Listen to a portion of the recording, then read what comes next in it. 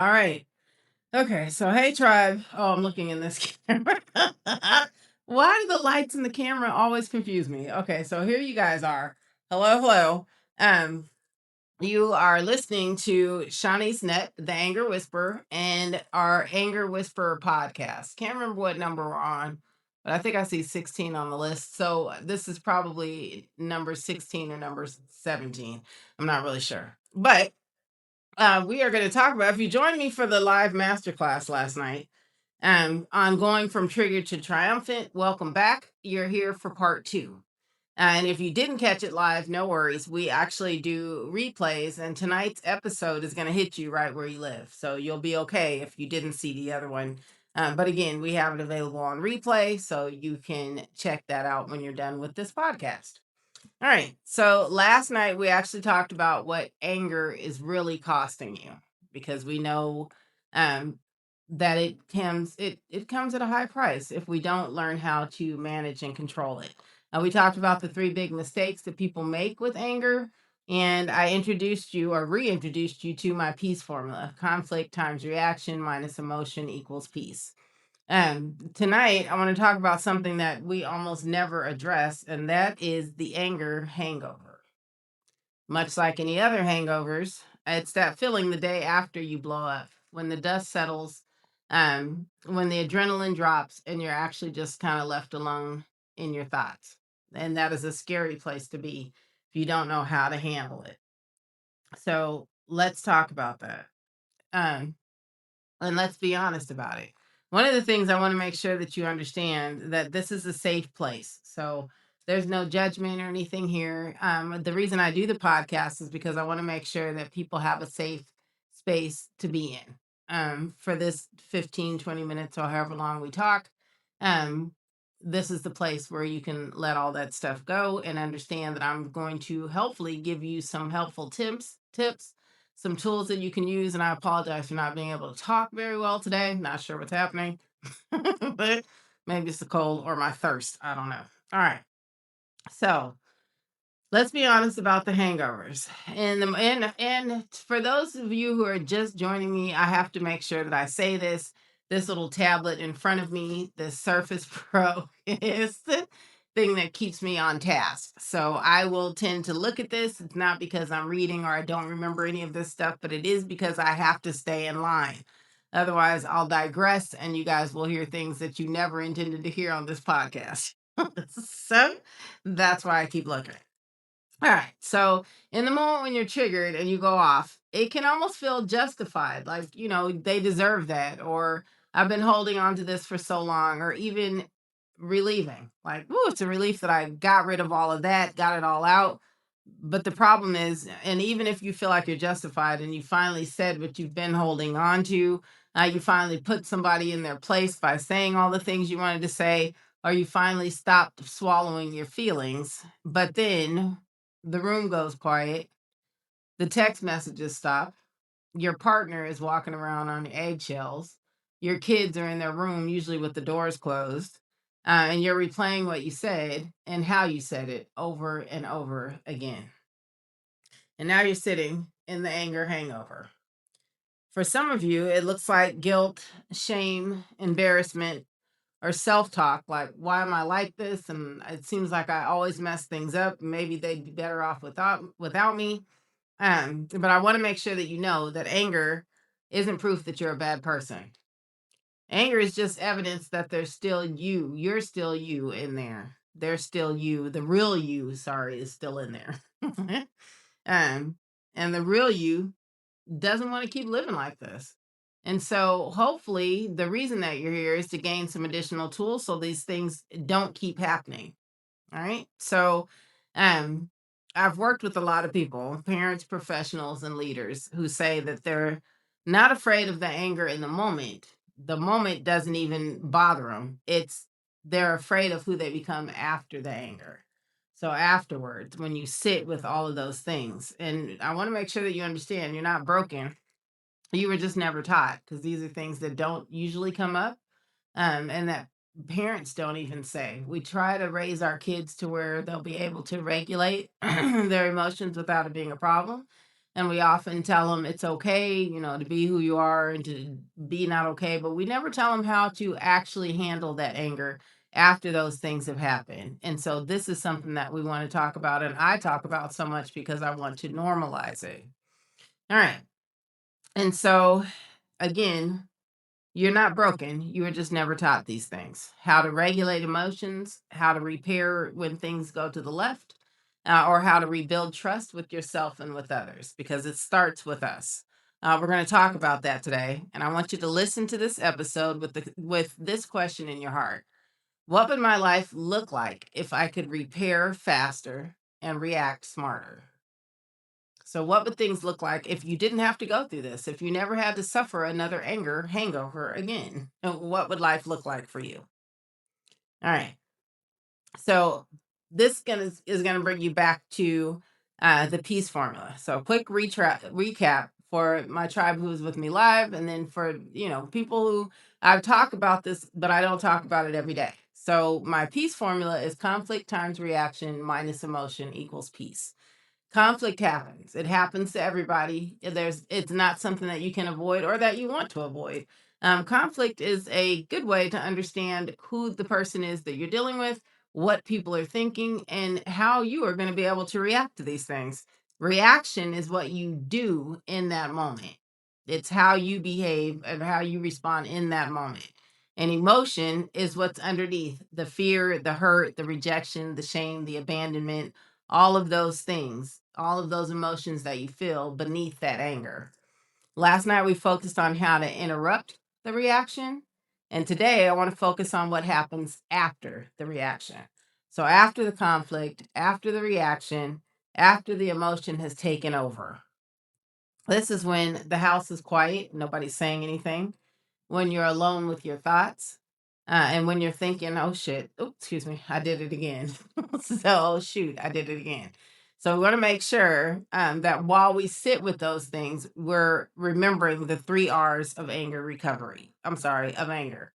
The first is recovery, the second is to recognize. I'm sorry, I'm doing this all wrong. It's the three R's of anger recovery: recognize, repair, and reset. Those are the things that we're going to talk about. Let's talk about what to do after the explosion. And it's what I call those three R's of anger: recovery, recognize, repair, and reset. You can write those down or screenshot them, but we're going to go over it. So, recognize is the first one, repair is the second one, and reset is the third. Recognize, the thing about recognition is you need to make sure that you tell yourself the truth. So the first thing you want to do is recognize. This is the moment where you tell yourself the truth without judgment, without beating yourself up. It's just about being honest. So you're going to ask yourself, what actually happened? Like, what happened in that moment to cause me to react in the way that I did? What did I say or do? Because often what happens is we start creating this story is immediately after some trauma happens, and anger is trauma. So after it happens, you come up with a story in order to defend yourself, and you want to make sure that you bring it back to what actually happened. What did you say or do? What is your responsibility? What was I feeling right before it happened? And what story was I telling myself in my head? Because oftentimes we have these stories created for when the conflict happens and why it happens and how we can justify and why we're able to say the things that we do. So instead of they made me do that, if they hadn't said this, then I probably wouldn't have said that. Tit for tat kind of thing. So instead of they made me do it, try I really felt disrespected. I felt ignored. I can't talk. I felt disrespected. I felt ignored. And I chose to react by yelling, slamming, withdrawing, whatever it was that you happened to do. You're reclaiming power when you recognize I had a reaction. It was mine alone. And because it's mine, I can change it. Not because it was caused by somebody else, but because it was mine alone. You are not your behavior, but you are responsible for it. We don't judge you for anything that happened in the past. We just want you to make sure that you accept responsibility moving forward so those things don't continue to happen. All right. The second one is to repair. We want to go back and make it right. So this is where a lot of people get stuck because they want to avoid the conversation altogether. I don't even want to talk about what happened last night or how I blew up or why I blew up or what happened or what caused it. they over explain and turn the apology into another argument because you're going again point for point. This is what happened. A clean repair sounds like this. I want to apologize for how I reacted yesterday. I yelled, I said things that were hurtful, and that was not okay. You didn't deserve that, and I'm committed to doing better. What it doesn't sound like is, I'm sorry I yelled, but if you would stop disrespecting me, those things would never happen. Or I wouldn't have acted like that if you hadn't done this. That is not you accepting responsibility or making that a clean repair. It's not an apology. Those things that I said, I'm sorry I yelled, but if you had stopped disrespecting me, that's not an apology. That's actually a justification. You're justifying the fact that those behaviors happened in the first place, and that's not fair. All right, real repair includes ownership, taking and accepting responsibility. This part was actually mine. The impact, I know that hurt you, scared you, disrespected you. I know that I did those things. An intention going forward, here's what I'm working on so it doesn't keep happening. You're not promising to be perfect. You're promising to be intentional. Okay.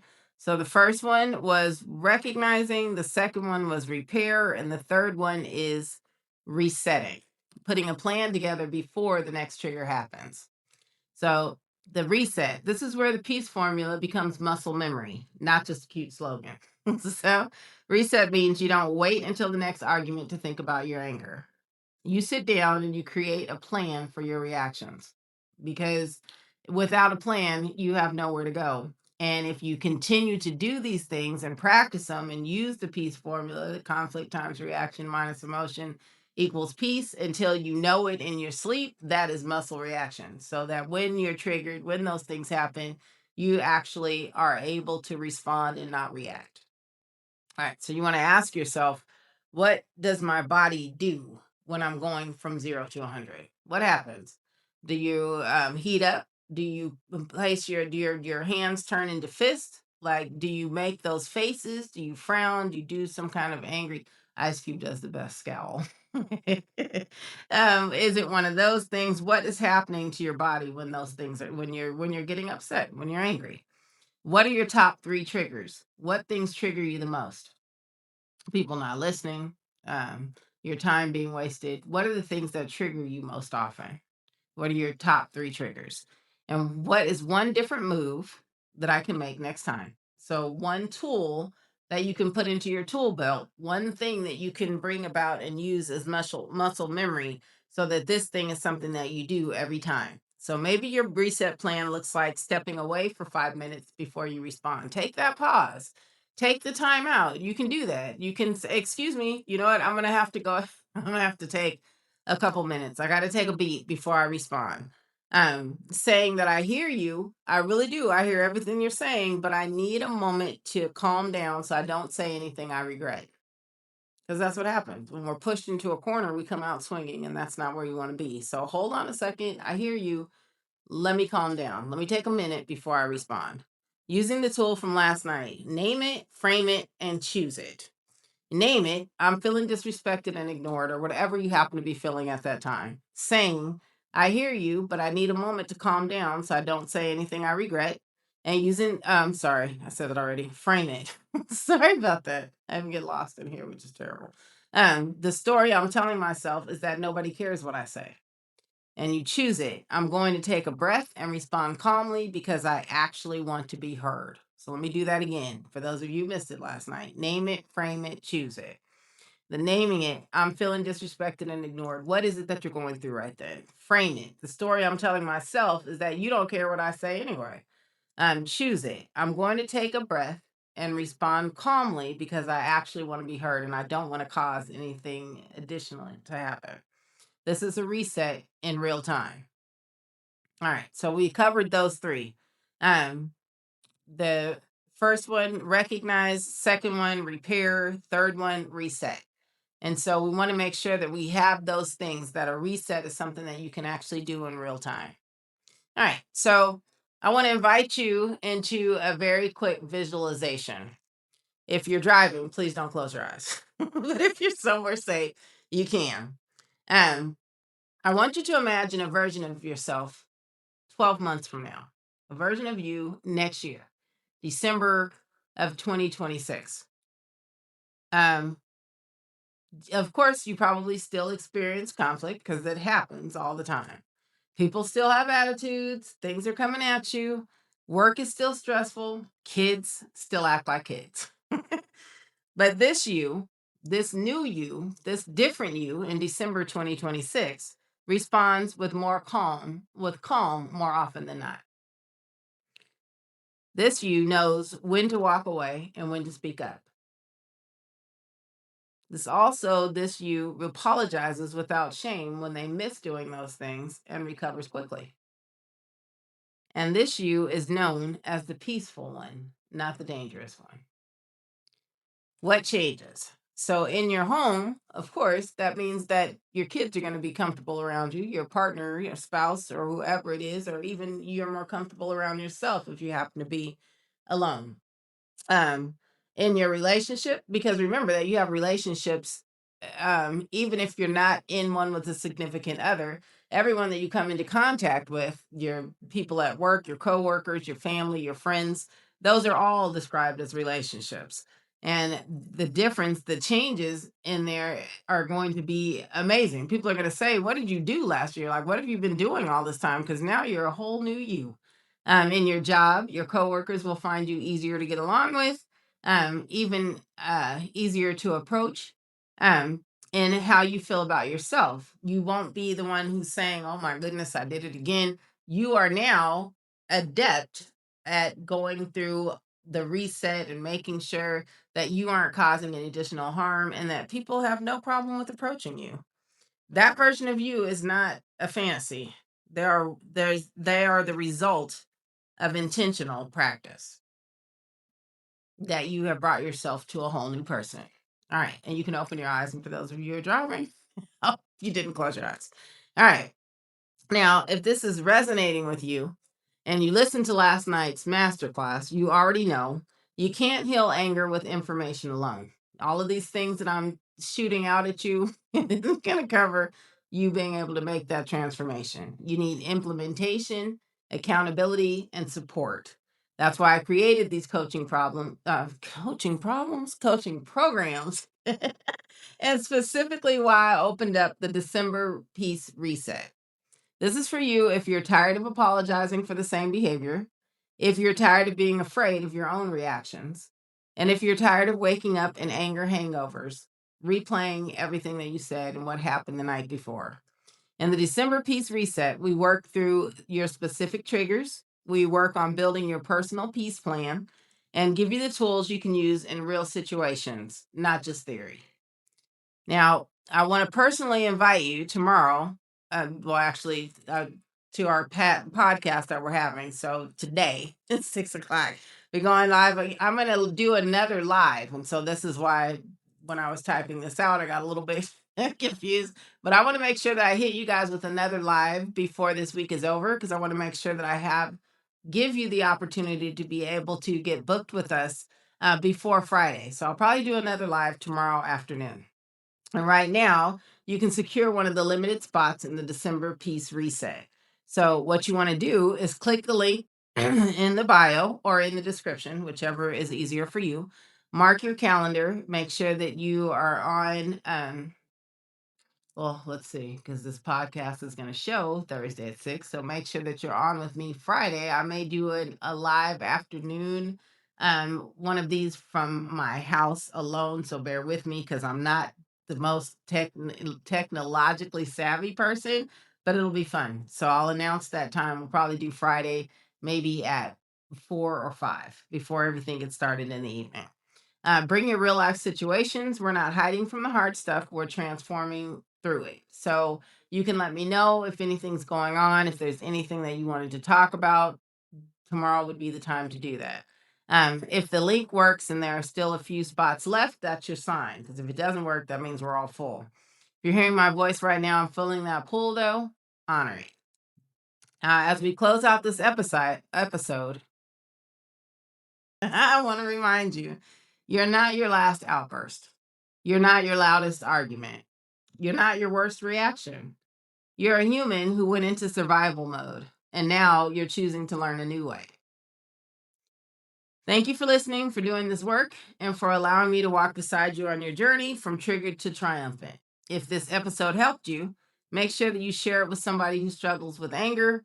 Rate and review the podcast so more people can find it, and make sure that you're on my list in the room Friday. Let's say 5. I'm gonna do one of these live tomorrow at 5. So Friday at 5. I'm Shanice, the Anger Whisperer, and my hope is that peace becomes your new normal. I'll talk to you soon. I'll see you guys on the other side. Remember, find me where you go. Click the link. Stay in the know.